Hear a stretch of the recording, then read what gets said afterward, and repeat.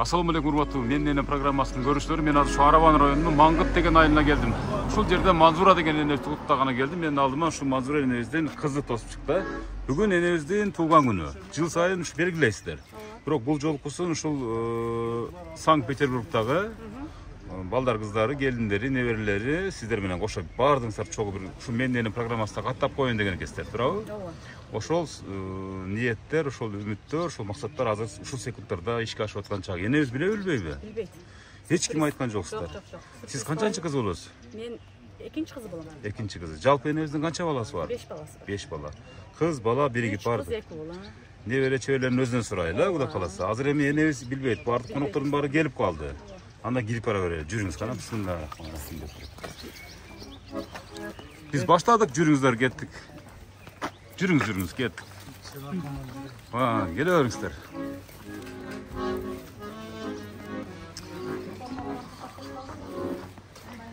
Убактуу көрүүчүлөр, биз азыр Манзура энебиздин жакшыркай болгон өзүнүн иш чарасына кирип баратабыз.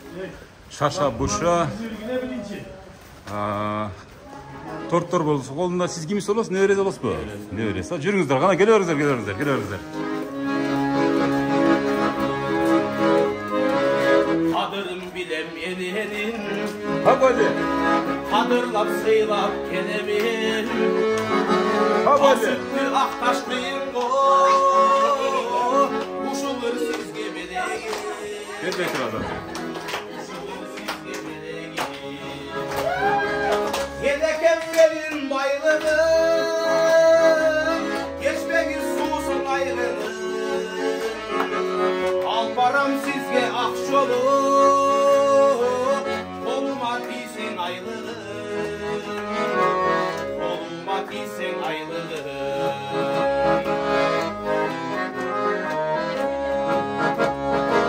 Ömürdün gülü sol olsun Öpülüç gündür olmasın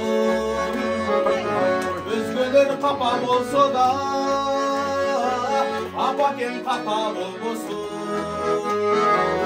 Apandı Kuday olmasın Yeleken benim baylığım Geçmegi susun ayrılığım Al param sizge akçolu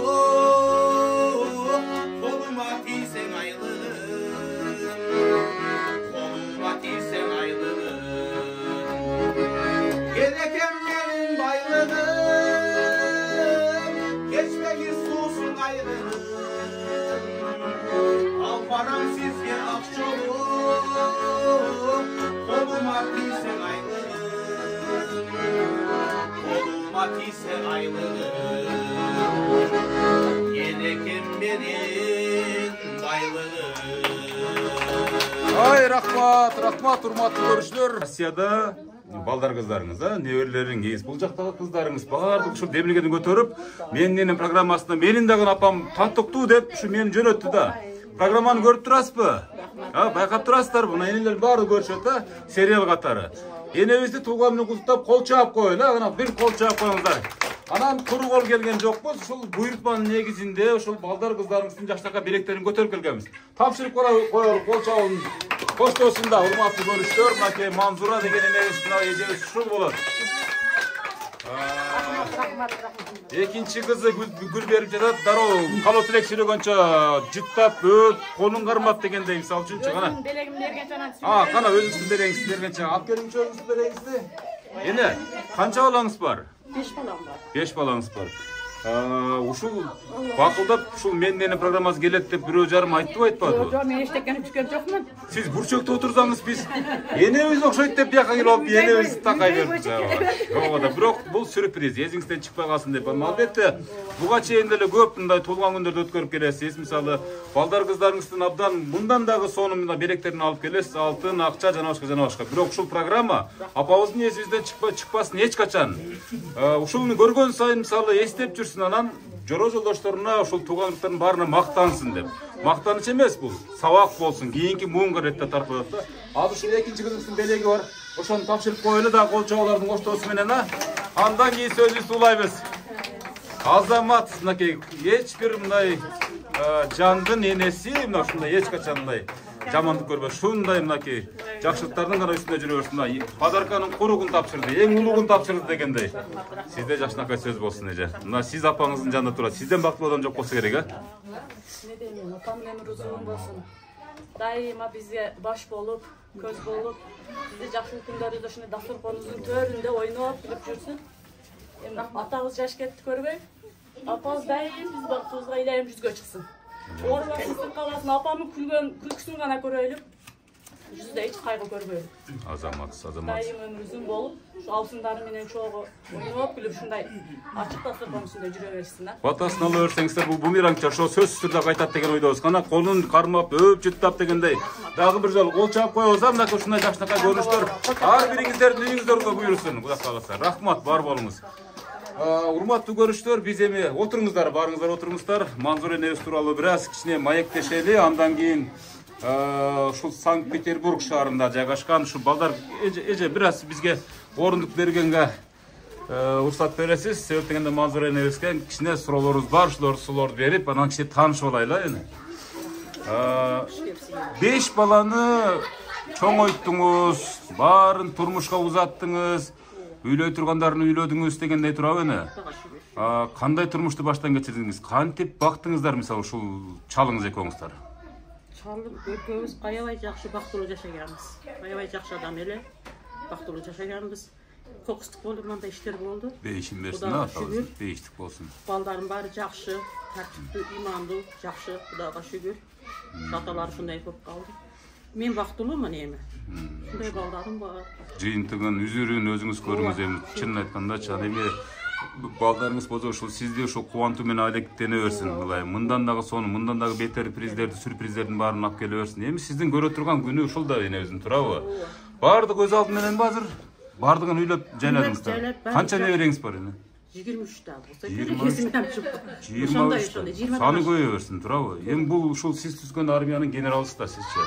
Ушул генерал катары мисалы ушунун батасын берип атасыз, мисалы жакшылыктарын көрүп атасыз дегендей турабы эне. Анан жылда кандай өткөрсөңүз туулган күндө? Жылда эле ушундай жакшынакай өткөрөбүз. Балдарым, кыздарым келет. Россияда балдарым неме подаркаларын жөнөтөт, жакшы. Канча балаңыз бул жакта, канча балаңыз Россияда азыр? Азыр 2 балам Россияда. Чоң балам кичинески азыр ушерде азырынча. Күн ара видео чакыруу менен сүйлөшүп турасыздар, видео байланышпа, ушундай. Ар дайым күнүгө сүйлөшүп турабыз, кабарлашып турабыз. Анан ушул жылкы туулган күндү ушул балдар кыздарыңыздын баардыгы топтолуп бир пикирге келишип, ушул апам ушундай бир сүйүнтөлүү, ушинтип бир эстен чыкыс кылып, мындай бир жакшы туулган күн өткөрүп берели деп ниет кылыштыр да. Анан ушунчалык мактанышты да, менин апамдай апа жок деп, эми ар бир эненин баласы ушундай образда да, мисалы мен деле менин апамдай апам жок деп, себеп дегенде ушунчалык мээрим төгүп чоңойтуп койдуңуздар да биздичи, мисалы ошонун акыбети минтип азастан болсо да кайтат. Кийинки дагы сюрприздерибиз бар дейт да, аны дагы ушундай Кудай берсе тасма аркылуу дейт да, себеп дегенде ушул урматтуу көрүштөр, ар бир эненин образын ушинтип тасмага тартып аткан мезгилде бир сөздү кайра кайталап атам. Учуру келет, ушул образдарды миллион еврого да сатып ала албай турган. Башка белектердин баарын берип бүттүңүздөр, акчаны бердиңиздер, сөйкөнү салдыңыздар жана башка. Ал эстен чыга турган нерсе. Бирок ушул тасма бүгүн Манзура энебизге буйруган экен, а? Ошол сизди куттуктайбыз туулган күнүңүз менен, чын жүрөктөн эми баардык жакшылыктардын баарын каалайбыз. Азыр ушул балдар кыздарыңыздан мен жөн келген жокмун да, мисалы үчүн азыр ырдап кирдик дегенде, кийин анан Жакшынакай болуп маалымат алдык. Эми ушул иш-чарага катышкан баардык ушу сиздин жакындарыңыздардын Жакшынакай кылып ирети менен улуулаштырып, маекти баштайлы. Кандай дейсиз? Уруксат бересизби? Уруксат, рахмат. Ай, рахмат. Кана кимдер баштайт? Бир жакшы сөздөр менен. Бул жака мындай кылабыз. Урматтуу катышуучулар, бая сарпай деген бизде салт бар, мисалы. Анан биринчи бая кээ бир учурларда сүйлөтүп алам да. Сарпайлар эстен чыгып кетет. Же болбосо биринчи берип коюшат дегендей. Эгерде жаныңыздарда сарпайларыңыздар болсо, кошо бул жерге келип, энебиздин жанында сүйлөп, мындай койсоңуздар да жакшы болот, туура болот да. Ким баштайт, кана? Сарпай. Калган кыздар балдарыңыз да барбы бул жерде азыр? Бар, келини менен баласы. Келини менен баласы. Мына ушул аренаны бир аз бошотуп турабыз, энелер. Капа болбойсуздар, бир жарым саат, 1 саат сиздерди нары апарам, бери алып келем дегендей. Анан ортодо Жакшынакай калоо тилектерди сүйлөтөм. Урматтуу көрүүчүлөр, Арабан району, Маңгыт айылы, Жакшынакай учур, бактылуу көрөрмөндөр, сиздердин назарыңыздарга тартуулап жаткан учурум чынын айткандачы. Кана бул кимдин небереңизби? Небереңиз экен, а? Мынакей урматтуу көрүүчүлөр. Siz kimsiz olasiz? Eng çoğun, eng uluu kızı men bolom. Eng suluğu da kızı men bolom dep söyley bering. Enebizdi бүгүн мактабагында кача мактайбыз, туурабы? Мен апама биринчиден ден соолук каалайм. Ден соолук узун болсун, өмүрү чын болсун. Биздин дайым жакшылык күндөрүбүздү көрүп жүрүш апама насип кылсын. Атамдын калган өмүрүнү апама кош берген болсун. Амин, амин. Биз кемпир болгонубузда эми апам жаныбызда турсун. Дайым бизди колдоп, жөлөп, окутушуп, азыр иштеп, ушу даражага жетишибизге ошо атам менен апам себепчи болду. Атам аз болсо дагы көрдү, эми калганын апам көрүшүн каалайбыз. Оорубасын. Дайым биздин төрүбүздө отуруп, дуасын берип, жүрө беришин каалайбыз. Энебиздин кайсыл сапаты сизде бар?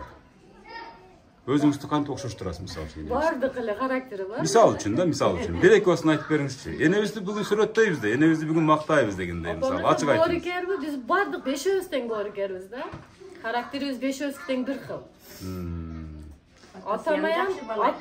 Атама балдардын характери көбүрөөк окшош. Кыздар элеңиз тарткансыздар. Бирок атабыздын, апабыздын дагы бардык немелери бар, характерлери бар. Жакшы характерлериңиздин бардыгы ата энеңизден жуккан, туурабы? Анан жаман характериңизде бар да эми аны айтпайсыз, туурабы? Эми ар бир адамда болсо керек. Өзүңүзгө сезилбейт. Сырттагы адам билиши мүмкүн, бирок жакшы характерде чоңойтуш дегенибиз да. Жакшы мындай бир ушул турмуш курса дагы, кийин үйлөнүшсө дагы, үй жай курса дагы ушул биздин берген тарбия эстен чыкпай, ошол жардам болсун деген максатта тарбиялашты да, сиздерди чоңойтtu да. Былтыр кантип куттуктадыңыз эле энеңизди? Былтыр жөн эле келгенбиз, дайым эле куттуктайбыз, бирок мындай эмес. Бул неменин себепчиси өзү биринчи ошо укам менен келин да. Ушундай кылайлык деп уюштурган Зарима менен Санжар болду. Кийин бардыгыбыз колдоп анан ушуну эме кылдык. Ушу дасторконду салган дагы ошо Санжар менен Зарима болду. Мен подаркаларым Зарима менен Санжардыкы. Ушунчалык балаңыз да, Санжар мырза балаңыз, келиниңиз эми бул жерде Кудайдан жашырбаган, пенеден жашырбайбыз албетте. Эне ушул учурдан пайдаланып айтып коеюн да, жадага ушу аттарымы деле айтпай эле койсоңуздар ыраазымын. Апам билсе, анан Алла билсе болду деген балаңыздын атын айтканга туура келип калды. Себептен мына кызыңыз айткандан кийин Санжарбек мырза менен Зарима келиниңизге Аллахым ыраазы болсун. Ошолордун ошол дасторкондун баарын жайып, ушу бизди чакырып, ушинтип сизди сүйүп аткан учуру. Ошол кыздарга кыз менен баласына кол чаап койбойсуздарбы? Кандай дейсиздер, туурабы? Өмүрлөр узун болсун, кана энебизди кучактап, жыттап, колун кармап, бир жакшы бир жүзүнөн сүйүп, кол чаап турабыз, коштоп турабыз. Келиңиздер, иш-чараны бир шоу кылып өткүзөлү. Бар болуңуздар, Ылайым ушинтип куттуктоодон колуңуз кошо болсун мени. Сизге да рахмат, чоң рахмат. Кана кийинки куттоочулар, келиңиздер. Иреттеп келе бериңиздер. Анан арачылоодо ушул неберелерди да сүрөтөбүз да, ошолорду даярдап койсоңуздар, неберелерди дагы. Дагы бир айым гүл кучактап келип калды. Энебиздин кимиси болду экен азыр? Эң эрке кызыбы? Эң кичинекей кызыңыз? Кенжеси? Эң эркеси экенсиз да, туура. Дагы эркелейсизби өзү, кадимкидей? Азыр деле ушу жашында эле эркек. Бутуна жатып, мисалы, мойнун кучактап, жытын жыттап, турмушка чыккансыз. Бир аз кыйналсаңыз ыйлап энебизге чалып, бир аз болот дейм, турмушта кимде гана болбосун, туурабы? Энебизди мактайбыз. Сиздин апаңыз кандай адам? Апам айкын апам. Апам жакшы көрөм, өмүрү узун болсун, ден соолугу чын болсун, биздин бактыбыз ар дайым аман болсун, тынч болсун. Толкунданып турам, сөз таппай калган. Албетте ошондой учурда азыр ооба. Сиз жакшы көрөм апа. Өмүрүңүз узун болсун, дайым биздин жакшылыктарыбызды көрүп жүрө бериңиз. Рахмат, кол чаап коебуза. Эң кичинекей кызымдын сөзүнө ортоктош болдук. Подаркасын болсо көрдүңүздөр, конверттин ичинде жакшынакай болгон энебизге абдан бул жашоодогу эң кымбат көйнөктүн акчасын алып келиптир, көрдүңүздөрбү? Кол чаап коюңуздар. Рахмат, бар болуңуз сизге дагы. Бумеранг жашоо сөзсүз кайтат, балдарыңыздан Кудай кааласа. Кийинки сөз сүйлөчүлөр, келиңиздер кана. Кас катар тизилип, урматтуу көрүүчүлөр, бүгүнкү иш-чаранын катышуучулары сүйлөйбүз. Эгерде мындай пайыты келсе дейт, ырдап да жиберебиз деген катышуучулар бар экен. Келе бериңиз кана. Урматтуу көрүүчүлөр, дагы бир айым жакындап келип калды. Энебизге гүл кучактап. Кандайча, азыр колуңуздагы келиниңизби? Сизди багып аткан келиниңиз. Көбүрөөк подход кыла турган адамыңыз кыскасы. Сырдашыңыз, досуңуз жана башка. Программада өзгөчө келиндерге сөз берилет да. Азыр келиниңизди көрөбүз, сизди кандай мактайт экенин. Ана сиздин кайненеңиз кандай адам мисалы бир мактап бериңчи мисалы кайненеңизге ушул сиз мисалы ушул үйдүн кызысыз да айтып атпайбы кайненеңиз мындай бет маңдайлы айтып менин келиним эмес дейт менин кызым ошол эле учурда сиз менин кайненем эмес менин апам деп сүйлөйсүз туурабы сиздин апаңыз кандай адам менин кызым жаңы эле бүгүн энең тууган күнү энеңе кандай коло тилек айтасың дегенде мени эң кызыктыргандай өзүм таң калтырган сөзү болду энеңе эмне дейсиң сенен суроо берсе эмне деп айтасың десе мен энемсиз жашай албайм деп айтты ошондой эле апам жок болсо биздин үйдө жашоо жок дейт туура сөз жакшы сөз айтсаң өзү көп жакшы жактары көп айтканда өзүнө жараша характери болот башкасы болот бирок мактай бересиң сөз жетпейт ошондуктан бир сөз менен апайыбыз жок болсо биз үчүн жашоо жок Азамат кол чап коёсо мынакей. Ар бириңиздердин келиңиздер бар турабы? Келиңиздер бар. Кана кучактаганча. Ого, мынакей бул пенсияны алып келдиңизби? Тамаша. Пенсияны дагы. Пенсияны мындай ачык айтыңчы, пенсияны аласызбы албайсызбы? Жок, пенсиясын албайм. Албайсыз эч качан. Кайра кошумча бересиз. Пенсиясын албайбыз, бирок пенсиясы бизден ашпайт. Кол чап коёсуң ушул. Көп келиндер айтат мындай жашырышат да. Туура айтасыз. Пенсияны өзүнө эч нерсе албайт, энелерге эч кереги жок. Бизден ашпайт бирок. Памперсиңизден ашпайт, согуңуздан ашпайт, ушул жана башка. Сизге көйнөктү алып берсе керекпи? Менимче чынында туура. Кайнене алып берген көйнөк өзгөчө көйнөгө. Сизге эмнелерди алып берди? Сиздин эсиңизде калганы? Негизи мага көп алып келет. Кийимдерди, башканы мен өзүм айтпасам деле өзү кара алып келет. Мен жаңы келин болуп түшкөндө кийим кийесиң го, жаңы кийимди кийип жүргөндө биринчи кийип чыккан кийимди апам айткан дайым өзүң тыккан алып жүр, эч качан жүзү көргөн деген. Ошондуктан дайым өзүм жакшы алып жүргөн аракет кылам, бирок ошондой эле апам всегда модадан калбай бизге алып келип турат. Балдарыма, мага. Кайсыл белегин өзгөчө мындай эстеп тагып жүрөсүз ар дайым? Эми көйнөгүңүз мисалы 10 күндө эскерет да, кайра жаңы көйнөк алгыңыз келет. Эми кыз кишилер ушундай болот, туурабы? Эркектерге окшоп үчүл кийбейбиз, мисалы кийбейсиздер, туурабы? Ошо может быть алтын алып бергендер, может быть сепочка алып бергендер. Ким билет дейсиз? Алып берген ооба. Ар дайым мисалы эстеп жүрчү кайсы белек эсиңизде? Ар дайым эстеп жүрчү, бизге ошол шакек алып берген. Шакек, ошону ар дайым тагып жүрөсүз. Сактап жүрөбүз. Сактап жүрөсүз. Кез келгенде мисалы тойлорго барганда тагасыз. Ооба. Азамат кана өп жутташып коюңуздар. Сиздердин образы. Келиндерге бир сабак айтып коюңчу, кайненеңизди кучактап туруп кана. Ошол жерде туруңуз, ошол жерде кучакташканча бери карап турупчу. Келиндер кайненелери менен канткенде мисалы бактылуу болуп жаткан ошол эле учурда. Качанкы учурда кайненесини өз апасындай көрө алгандар. Азамат, анан кайнененин өмүрүн канткенде узартат келиндер. Эми кыздар эми башка жактын билесиз да. Кантип узартасыз? Эмнелерди кыласыз? Эмне ыкмалар жасайсыз? Ыкма жасабайбыз, бирок жини келген балга чукпасак баары жакшы болот. Лишний сөз сүйлөбөш керек. Лишний сөз сүйлөбөсөк баары жакшы болот. Бир сааттан кийин унутулат. Кайра эле ырдап чордоп, сырдашып, кайра эле уланта берет. Дайыма күлүп турсак баары жакшы болот. Келиндерге сизден кеңеш. Жакшы күндө да, жаман күндө да просто күлүп макул деп турсак баары жакшы болот. Хоп деп коюңуздар, бизче орусча айтканда. Болду, утуласыздар. Өзүңүздүн да өмүрүңүз узун болот, кайненеңиздин да өмүрү узун болот. Азамат, кол чаап коебуз, урматтуу көрүүчүлөр. Келин абдан сонун сөз сүйлөдү. Кудай буйруса, ушундай бактылуу келиним бар деген Манзура эне 100 жашы жөнүн ашат деген ойдобуз. Кана кийинки сөз сүйлөшүлөр, келиңиздер. Эми эркектер келиңиздер, жаратан менен аял кишилер сүйлөп атат. Келиңиздер, эркек кишилер. Жок, сиздердин уруксатыңыздар менен ким сүйлөтөйүн? Чоң энелердиби? Макул болуптур. Урматтуу көрүүчүлөр, эми төрдүн көрүп болгон энелерге сөз келип жетти окшойт да. Мына ушул кимиңиздер улуусуздар? Эне. Белеги бар окшойт чамасы, ушу белеги бар окшойт, белек тапшырганча гана. Келиндер бере калыңыздар, туруп чуркап келип туруп энебиздин колдоруна берчү белектерин кармата салабыз.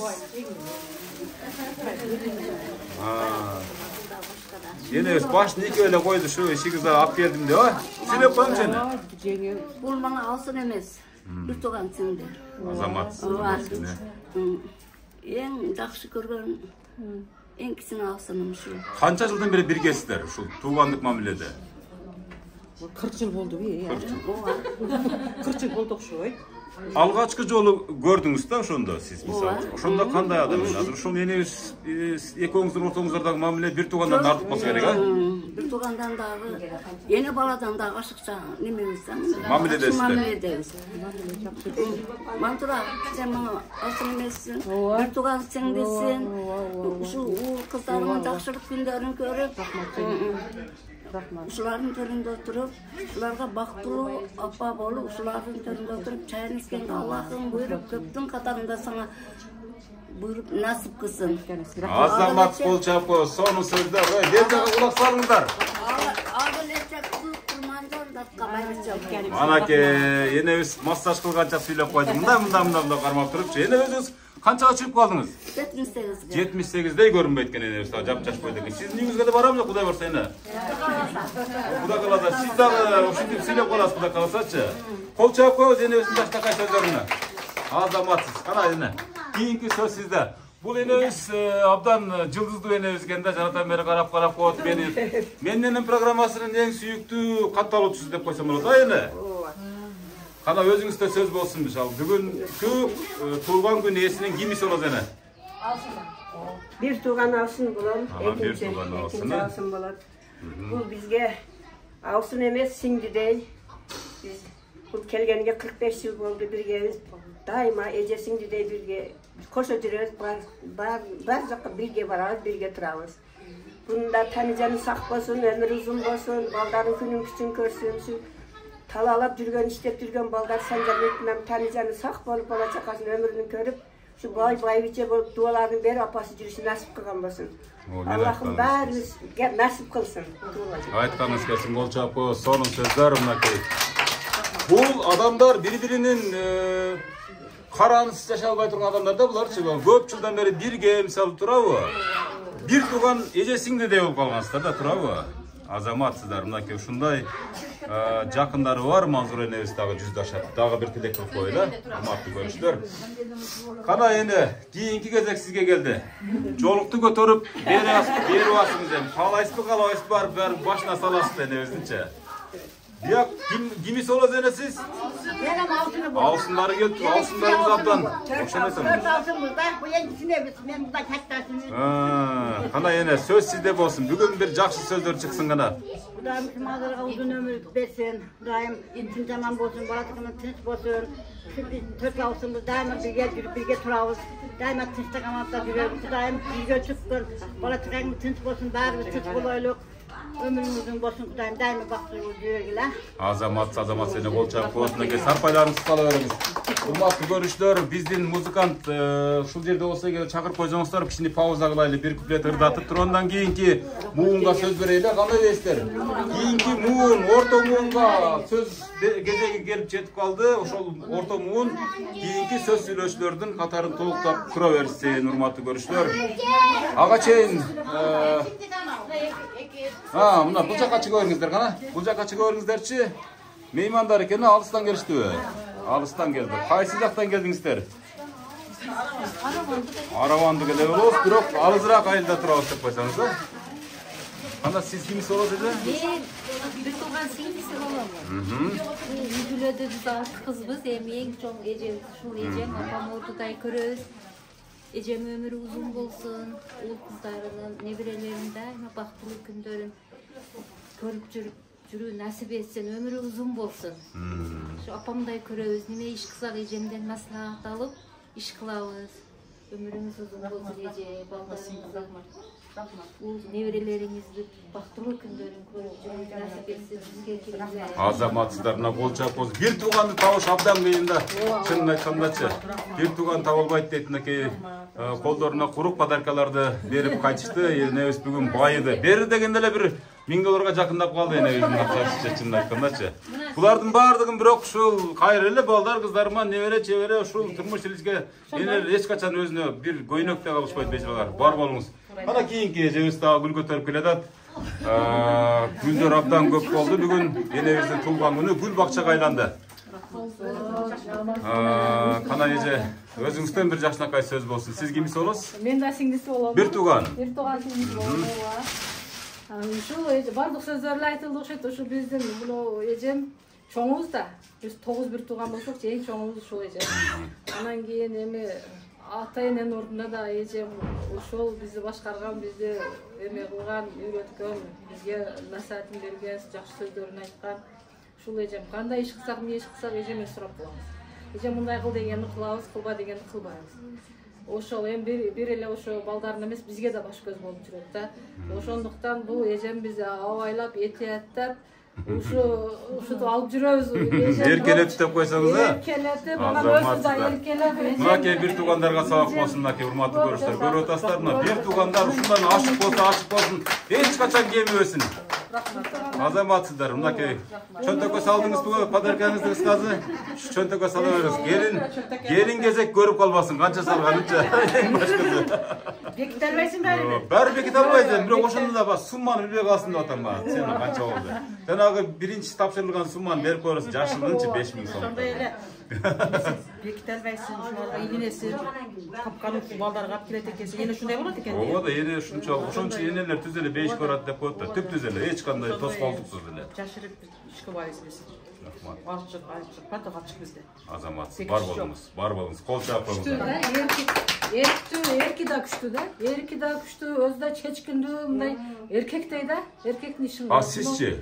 Мен ошо тартканмын, мен эжеме. Сиз да ошондой эрктүүсүз. Эжемин эң жакшы бир касиети гүлдү жакшы көргөн, мага өткөн. Ошон үчүн бүгүнкү туулган күн гүл бакчага айланып кеткен турбайбы? Карабайсыздарбы? Кудай буйруса, сиздин үйүңүзгө да барабыз сөзсүз түрдөн. Жакшы ниет жарымырыз дейт. Азаматсыздар, эжебиз менен бир тууган болуп, бир уядан түшүп, бир уяда чоңойдуңуздар да. Калтагын жедиңизби, жебедиңизби? Жок, эч качан. Бирок бир көз карашта баардык аткарылыпчы. Баардык аткарылат. Дегенде бүттү. Азыркылар андай эмес, бирок тилекке каршы турабы? Азыркылар баягы урушуп, талашып эле чоңоюп атышат. Байкап атасызбы мисалы? Мынакей, Кудай буйруса, эжебиздин батасы, жашоосу сиздерге да буйрусун. Балдар, кыздарыңыз сизди да ушинтип куттап турсун. Күндөрдүн бир күндөрүндө Кудай кааласа. Азамат. Кол чаап коелу ушундай жакка. Куттуктаган бир тууган сиңдилеринен куттук болсун, ортоктош болуңуздар. Ана эже, келиңиздер, бир жолуңузду көтөрүп келиңиздер. Келип, энебиздин жанында бир жакшынакай кылып туруп, тасмага түшкөнчө бир өзүңүздүн жүрөгүңүздөн чыккан калоо тилектин баарын айтып дегендейчи. Ушул сизден кийин анан бир куплет ырдатабыз, Кудай буйруса, ырчыбыз да келип калды. Урматтуу көрүүчүлөр, бүгүн өзгөчө күн Манзура энебизге болушунча акылдын жетишинче калуу тилектерди сиздерге тартуулап жаткан учурубуз. Эч качан оорубаңыз. Эже, сиз кимсиз болосуз? Мен бул жеңемдин не десем экен, сиңдиси эле болуп калдым. Кайын сиңдисимин өзү негизи, бул чоң эненин кызы боломун. Не деймин, жана бардык айтып кетти, эң жакшы калоо тилектерди. Жеңем өзү келин болуп келгенде, 82 или 83 жылдары келин болуп келгенде, мен 2 класста окуйт элем. 79 беле? Мен 1 класска бара эле келем да, акам апка чыгып келгенде, мен чогуу барганмын да. Энем үйгөчү. Эжеңиз ошол эле ойдонбу? Жеңем аябай сулуу эме. Жок, азыр деле ошол эле ойдон мени, эч кандай ойдон. Өңүндөй, кашы көзү капкара, ошондой бойлору эч качан эме болгон, өзгөргөн жок. Мына жана чоң кыздар айтып кетти, акам өткөнүгө эми 20 жылдын жүзү болуп калды. Ошондон бери жеңем 3 кыз, 2 уулду тарбиялап келет. Аларды окутту, турмушка берди, үйлөдү, үйгө кирип, аялдын, эшикке чыгып, эркектин ролун аткарып, балдарын, уул кыздарын ушул даражага жеткизди. Эч нерседен кем кылбай десеңиз, а? Эч нерседен кем кылбасам, мынеки азыр айтып атат бардыгы Санжар уулу Россияда деп. Кудайга шүгүр, азыр жеңем бардыгын узуруну көрүп атат. Эң бактылуу чоң эне, эң бактылуу тайында. Таза рызкы, таза мейнеттенен баккан да энебиз балдарын. Ошон үчүн жакшы жыйынтык. Аябай сабырдуу, күчтүү аял болгон. Азыр деле ошондой балдарына баш болуп, жеңе ден соолугуңуз чын болсун, өмүрүңүз узун болсун, эч качан карыбаң, эч качан оорубаң. Жүзгө чыгың ылайым. Алла канча өмүр берсе, ошо өмүрдү жашап, балдарыңыздын жакшы күндөрүнү көрүң, дайым ушуларга баш болуң. Мына отурган 4 абысым болот, муналар. Дайыма эгиздей болуп ээрчип жүрүшөт. 4 козу деп коюңуз, э? 4 козу, билдиңиз. Ошолордун эң күчөсү дайыма катарыңар бузулбасын, силер дагы тынч болгула. Ушундай дайым 4-түн жылдыздары болуп жүрөргүлө. Азаматсыздар, кол чаап коебуз, жакшынакай сөзгө. Мынакей сөз абдан сөз Koz сөздөр сөйлөдүм чын айткандачы. Эми мына ушул абдан эми бүгүн дагы бир топ сүйлөй тургандар бар, албетте, неберелер сүйлөйт, жана башка. Азыр эми ушул бүгүнкү биздин программага эффект берүүчү, мына программаны коздоочу дагы бир сюрприз да болчу. Мисалы ушул биз менен кошо келген ырчыбыз бар мынакей. Бул ырчыбызды таанымаган адам жок, белгилүү ырчы чын айткандачы. Атын өзүңүздөр жакшы билесиздер. Кара, бир жакшынакай сиз үчүн. Келиңиздер, анда эмесе ушу туулган күнүңүз менен чын жүрөктөн куттуктайбыз. Санкт-Петербург шаарында иштеген неберелериңиздин атынан келип отурабыз бул жерге. Ар дайым өмүрүңүз узун болсун, ден соолугуңуз чың болсун, ар дайым ушундай күлүп жайнап жүрө бериңиздер. Сиздерге ушу шаңдурагынан жакшы ырдап көңүлүңүздү көтөрөйүн,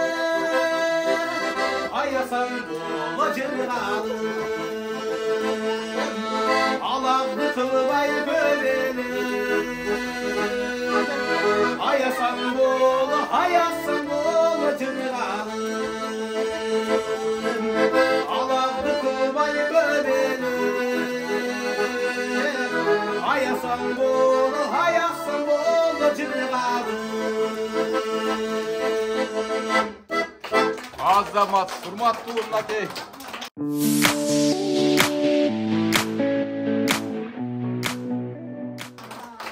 Төрт козу деп койбодукпу жана энелерибизди, мисалы мына сиздердин дооруңуздар дагы мисалы абдан популярдуу болгон, Мына ушул ырларды угуп чоңойдуңуздар да азыр эстрадачылары чыгып, мисалы заманбап ырлар чыгып, мисалы ар бир ырдын маани-маңызы кетип бүттү азыр мисалы. Азыркы ырдаган ырчыны жигитибиздин ырын угуп, мындагы ошол мезгилдеги бир доор эске келдиби? Кадимкидей.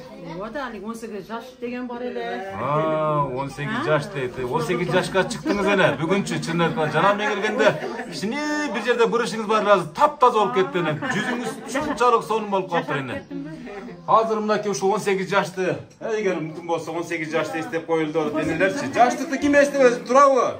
18 жаш дегендерди бир ырдап берип коюңуз, турабы?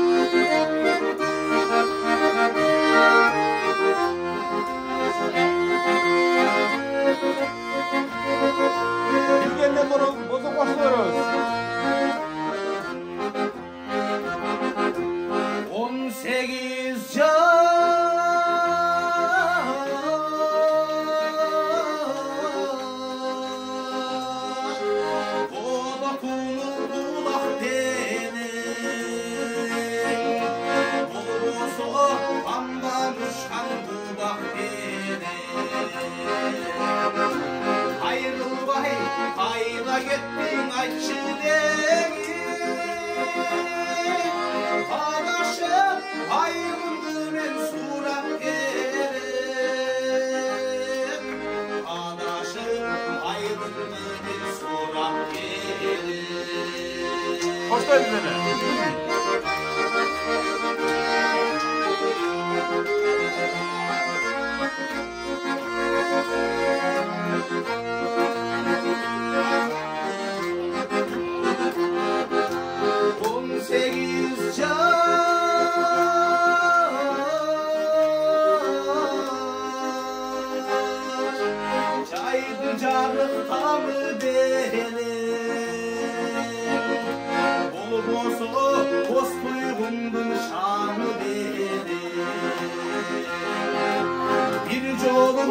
Ayrılıştay tamşandırgan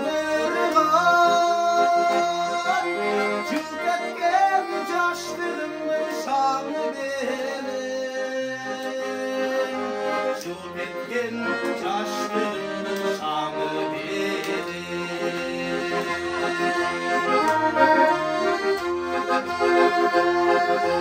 18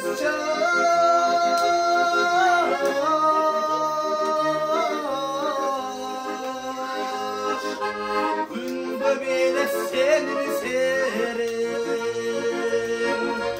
Bol bolsa yüreğimdün keni benim Hoş evi ökünsem de unutmayalım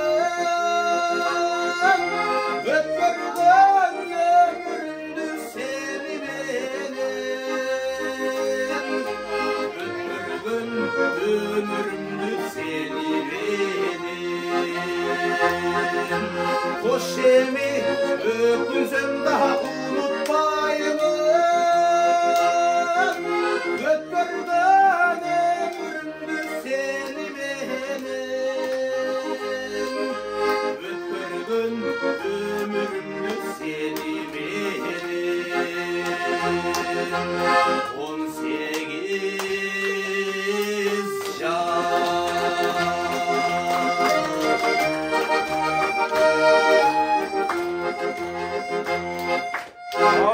Azamat günüңүзгө береке. Ушунчалык таленттар бар, мисалы ушул баланы да мисалы сөзсүз да мына программанын арасына бата бергенге мисалы шашылып отурат энелерибиз. Бар болуңуз, абдан сонун талант, эч качан талантыңыз өчпөсүн, ташкындай бериңиз, бар болуңуз.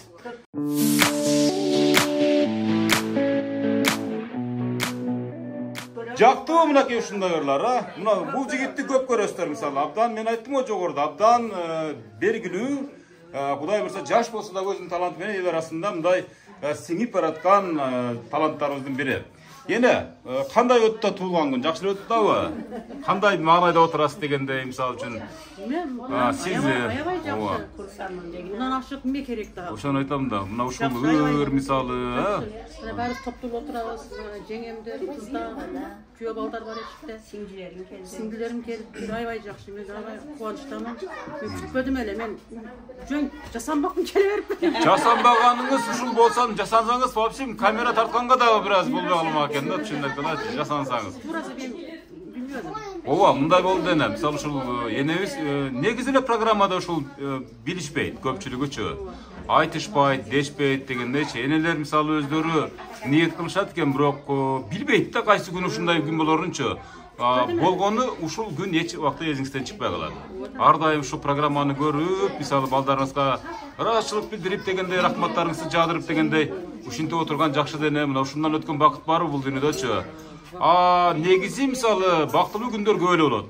Күн сайын болот, күн ара болот мисалы. Бирок алар баягы күн өтүп кетет, экинчи күн артта калат, үчүнчү күн эсте калбайт, андан аркысы уже унутулуп калат. Бул тасма, ушул отуруш, мисалы, ушул көрүнүш эч убакта эстен чыкпайт. Ошон үчүн балдарыңыздын сизге болгон эң чоң белеги ушул. Мындан ашык эме керек да? Мындан ашык эч бир Россиядагы Санжарбекке, келиниме миңден ыраазымын, чоң рахмат. Санжарбек биз атабыз эле болуп калган да. Шунда болот сөйлөп калганбыз. Өзү да ушу абышкаңызга окшошуп кетеби ошол балаңыз, да? Мүнөзү, окшош. Келиним аябай жакшы, апа деп сүйлөйт. Атаңыз келиним апа дешпейт булар, апа деп сүйлөшөт. Аябай жакшы. Атабыз кандай адам эле, атабыз Аябай сенден? жакшы. Канча жыл бирге өмүр курдуңуздар? 20 жылдай жашады. Аябай жакшы эле. Эмне иш кылды атабыз? Шофер эле, жөнөкөй шофер адам эле. Сайыз убагында бардык эле шопурчулук кызматтарды кылышкан, да, мисалы. Аптекада темек ишит эле.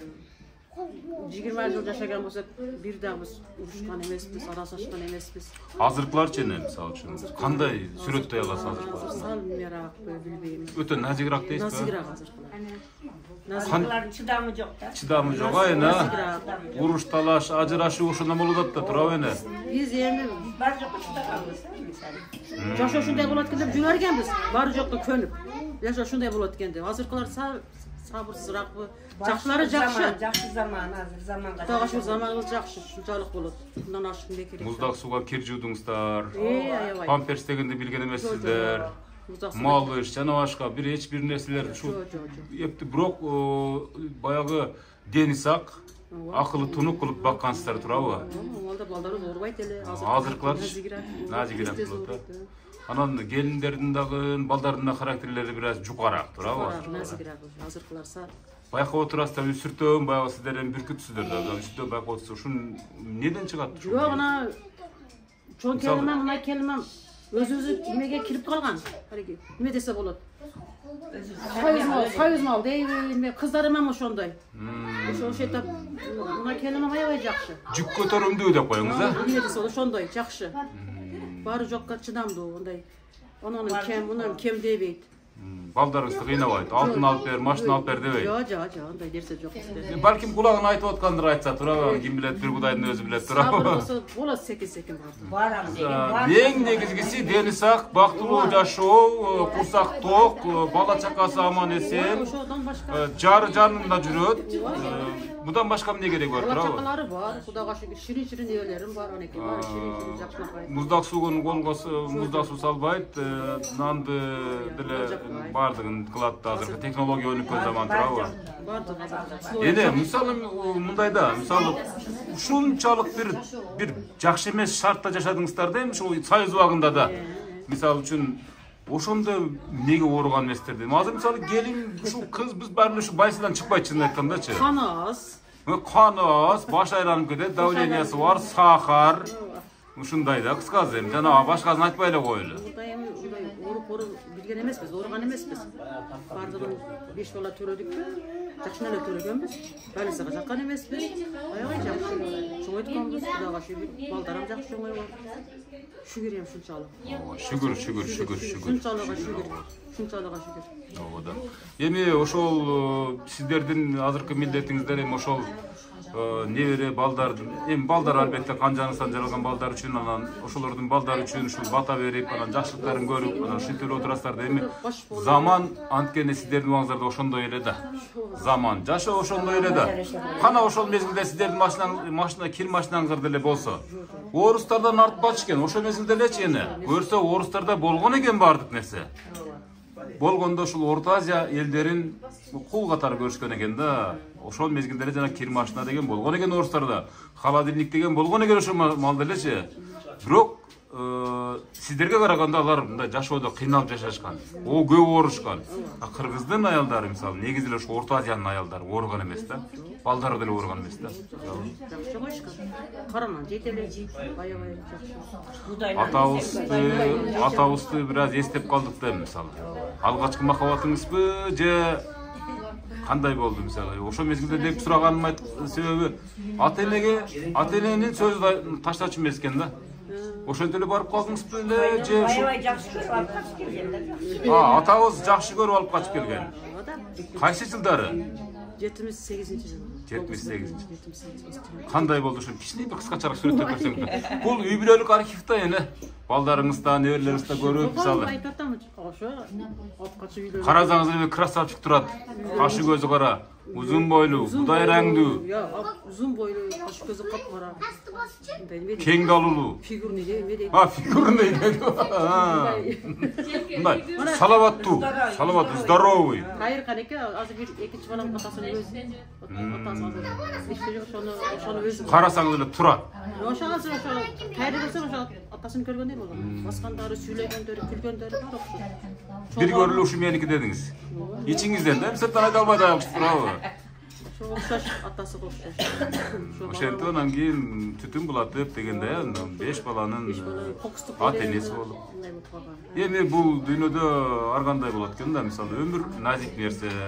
Бири эрте кетет, бири кеч кетет дегендей, бирок кеткендерге Курандан башка пайдабыз жок. Куранды окуп турабыз, дуа кылып турабыз, бейиштик болсун, бейиштик болсун. Сабырдан башка эчтеке эмес. Бирок балдарыңыз бар, сиз алаксыйсыз да. Мынакей, мына ушундай нерселерди кылып тура берсин. Атабыздын арбагы деле сүйүнүп турган болсо керек деп ойлойбуз. Ал башка дүйнөдө биз билбейбиз, бирок ниетибиз ошол. Сүйүнүп турган болсо. Кайныңыз эң мыкты бала эле. Эң кичинекей эң жакшы бала эле. Мээримдүү, жакшы бала эле. Жакшы адам болгон. Мына балдарыңыз ошондой чыгат, Кудай кааласа. Жок, балдар ошондой. Балдар ошондой да. Бардыгы тартты. Бар болуңуздар. Эми айта бериңиз эне. Жок, шүгүр дегенде ушунча. Шүгүр, миң жолу шүгүр. Эми Кудайга шүгүр. күйөө балдарым дагы бар деп калышты да. Эми кайнене чакырып атат, генерал чакырып атат деп кууп кирбесеңиздер болбой калды. Мынакей бүгүн күйөө балдарым келди деди. Неберелерди да чакырып койсоңуздар жакшы болот эле. Неберелерди эле бир сүйлөп койса жакшы болмок эле деген ойдо айтты, урматтуу көрүүчүлөр. Мынакей жайыл дасторкон жакшынакай кылып, Мансур энебиздин туулган күн урматына арналган иш-чарабыздагы аягына чыгайын деп калды азыр, мисалы үчүн. Мына менин энем. Тууган күнүңүз менен куттуктайм. Мен сизди жакшы көрөм. Оорубаң, жакшы болуң, өмүрүңүз узун болсун. Бул дүйнөдөгү мындай эне жок, энеси жашайт. Ойбой, молчоп калыңыздар. Абдан сонун калып элек болду. Мына бул дүйнөдө менин энемдей эне жок дейт. Азамат, кана сиз сүйлөп койчу кана. Мындай кылбай сүйлөйт. Кана тайнеңе бир жакшы куттуктоо айтып койчу. Тайнем болот бул. Алики тайнеме куттуктайм. Тайнеме өмүрү узун болсун. Тайнеме өмүрү узун катта болсун. Гүлдөрдү бергениме рахмат. Рахмат. Гүлдөрдү бергениме рахмат дейт Азамат. Жүрөктөн чыккан сөз болчу, жүрөктөн чыккан сөз. Абдан сон. Ырдай алабызбы тайнеңизге, энебизге бир куплет ырдап койбойлу. Гана бир энебиз абдан сүйүнүп калсын да, бир курсант болуп калсын гана. Баштадык. Мына ушу ортодогу небереси бир ырды тапты уже. Кет, кана. Кана. Мына бул жакта да неберелер бар. Неберелер, кара. Урматтуу көрүүчүлөр, неберелердин колоннасы келатат бул жакта. Жакшынакай болгон мынакей периштелер да булар, периштелер кана. Кайнеме сизди жакшы көрөм, куттуктайм. Кайнең кандай адам? Жакшы. Сага нелерди берет? Каны белек катары. Акча береби? Конфет береби? Подаркалар береби? Азамат кол чаап койбаса сонун. Кана бир кана чоң нерелерди келип калдыр уже. Болду. Мынакей. Чоң нерелер. Сизди куттуктайм, көп жашаң, бактылуу болуң. Сиздей тайна дүйнөдө жок. Азамат. Ошулардын ар бир сөзүндө кана мындай кубанганыңыздан мисалы картайганга убакыт жок да эне турабы? Мына ушулар бар. Убакыт жок, эч качан убакыт тар өтөт, абдан ажайып өтөт дегендей. Азаматсыздарына. Эми урматтуу көрүүчүлөр, бул неберелеринин бир кайсы бир бөлүгү гана. Эми ар бири мисалы турмуш шарт менен башка жакта жүрүшкөн чактары, бирок жай келип калды, каникулда бул үй неберелерге толсо керек энди. Бул комнатыңыз, тиги комнатыңыз, могу жерде ызы-чуу, андан өткөн бактылуулук жок болсо керек эне. Россиядан келет балдар. Булар бардыгы барат, бизде болушат 3 ай. Садик десе ham болот. Сонун көз караштар, сонун мүнөттөр дегендей. Отурам да буларды карап, өзүмчө сүйүнүп, аябай жакшы. Ошондо бир базар болот дең, а? Ооба, ошондой болот. Кудайга Азамат, бактылуу болсун. Небелер кол чаап коебуз, а сонун. Анда эмесе өзүңүздөрдөн чыккан агайларыбыздын бири Абдуманап Төрөбековдун сиздердин убагыңыздарда хит болгон ырларын мурдап берейин.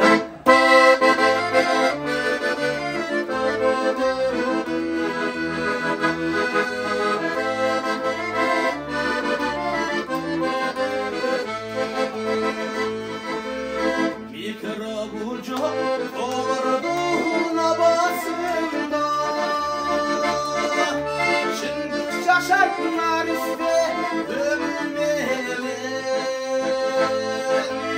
bir gündür arçalar arasına kefesini soğuk benim kefesini soğuk benim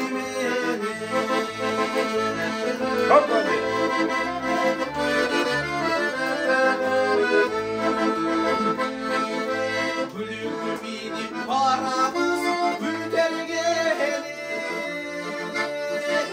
kulaklarının gülsün büyüdür terim uyudun bağlısın yerin tuğlar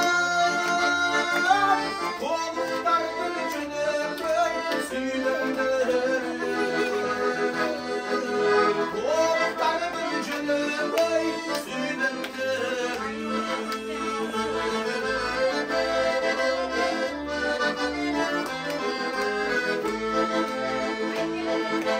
Çürüktürdü yaşlıkın otuvarda Tabi özüne yokmuştu çocukları Çırparı bekmeyip çoklarla Şıldızlarla boydaşlar koşuları Şıldızlarla boydaşlar koşuları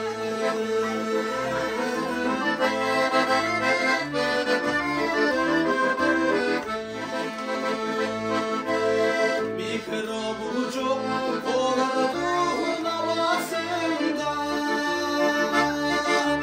Çındık şaşaklar iste ömrüme Bir gündür arçalar arasına Kefesini solumuz benim Kefesini solumuz benim Kefesini solumuz benim Azamat, hurmatlı görüşler. Dagı bir növresi gelip taşlara alıp koşulup kaldı. Hurmatlı görüşler, bu yerde da bir çokta bir kadir kalıp koyunca mınakay. Sonun növresi var eken de bu yerde çimnakay. Keyin çoğaganda özlerini çok kıyım bolganda gösterip koyasın. Mayla balarından turabı. Dep bulen buldu. Жақшылық арналған işleranındağı baş olot, ayak olot degende ene. Değerlik bir saatten beri şu sizde şu boluşunca akılımızın жетишинче bir sүйүнткөнгө аракет кылдык. Эми ушун баардыгы ушул Санжар балаңыз менен ушул Зарема келиниңиздин эсебинен чын айтканда анан балдар кыздарыңыздын баары коштошуп ушул демилгени чогуу ишке ашырышты. Bir saat boyu şu sizden bu degen nerse çeksiz nerse болгондо бул көңүлүңүз үчүн гана анан ушул тасманы siz үчүн жаздырдык. Калтырдык куда калса эстеликке. Эми ушу сиздин ушул кан жаныңыздан жаралган балдар кыздарыңызга бир жакшылык алып туруп алакан жайып бата кылсаңыздар, андан кийин ушул небере чебере тууган урук кошуна колом деп коет мисалы бизде баардыгын эске алабыз да. Андан кийин артып басамага да бир кичине бата берип койсоңуз менен программаны жыйынтап коебуз. Ана кийимиңиздер бата бересиздер. Сиз жыйынтап коесузбу ушунда? Макул эне гана. Сизден ак бата эне бир жакшы бир алакан жайып туруп. Амин. Андыра. Туганым. Şu baldarın kıvalına sen ömrün uzun olsun. Kızlarım 80, 90, Allah 100 yaş ömür versin. Şu kızlarına, baldarına, nevrelerine, çevrelerine baktırır, yine bolup, baktırır, yine bolup бактылуу болушуларын, жакшылык күндөрүн көргүн. Amin. Amin. Daim şu Kırgızistan'ımız tınç bolsun. Sizlerden ömrüңөр uzun bolsun. Elimiz tınç bolup, sizlerde şunday enelerden baktısına, şuntup enelerden neme kılıp, sıyrap, şuntup izah durmak kılıp, şunçalık sözler turuşturup, jakşı halolordu aytıp жүргөнгө sizlerge nasip kılsın da, şunday nemeler top bolsun. Amin. Amin. Allahu Akbar. Mınaki Manzurene sizden de bir жакшылыкка кылуу тилек. Балдар кыздарыңызга, өзүңүздүн кан жанысын жаралган балдарга бир бата берип коюң, Manzurene. Amin. İşte balam var. Bilmem de var. Söyleyen toğdu evimde şoldu. Rasyadağı Sanjarbek, keldim Zarima. Bugün baldarı. Bardığa çoğun rahmat. Ömürleri uzun olsun. Koşkorlarına koşa qarıp deyip, bala çakasından tınç bolsun. Yana baktım.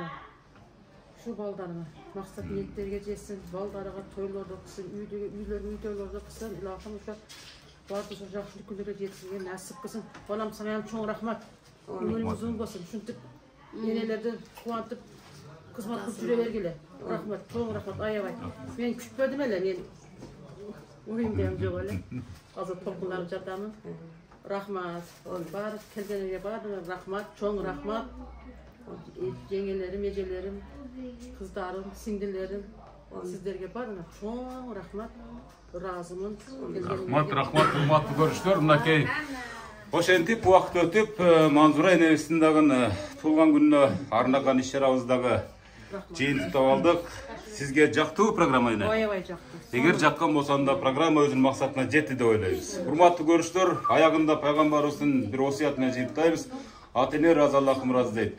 Эгерде сиздин апаңыз же энеңиз же атаңыз разы болуп калган болсо, анда билбейм, эселеп бир соопко ээ болсоңуз керек деген үмүттөбүз да. Şu alısta жүргөн, ушул жакта жакында жүргөн балдар кыздарына Аллахым разы болсун. Сиздин да ушундай ата-энеңиз болсо, апаңыз болсо, атаңыз болсо, анда кутуктап нашарсыңыздар. Алдыда телефондар жазылып турат. Ат жөнүм Мырза Газимкулов. Аман туруңуз, 100гө чыксаңыз да Кудай берсе бакылдап, шакылдап келип калайын деген деп үмүт кылам да эне. Чын айтканда, жакшы туруңуздар, бактылуу болуңуздар. Эң башкысы оорубаңыздар эч качан. Жакшы туруңуздар. Көрүшкөнчө. Ömürsaq sen dağı ömürlüğü rızkılığı bolgun, şu bala çıkan günün küçüm görüp ata-enelerdi suyuntüp jüre bergin balam, tınç bolgun. Daima yollarım açık bolsun, sapalarım bekatar bolsun. Rahmat balam. Rahmat balam. Rahmat balam.